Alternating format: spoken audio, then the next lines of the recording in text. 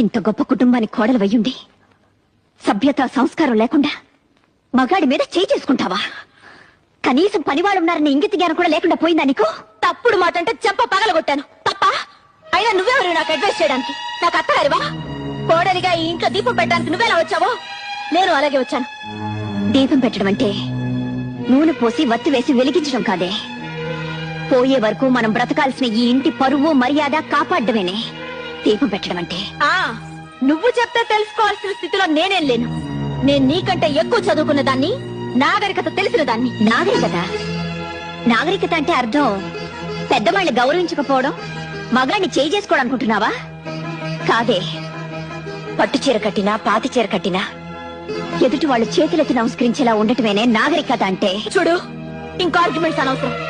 నీతో నీతులు చెప్పించుకునే అవసరం గాని, అడ్డమైన వాళ్ళ ముందు తలంచి బ్రతకాల్సిన కర్మ గాని నాకు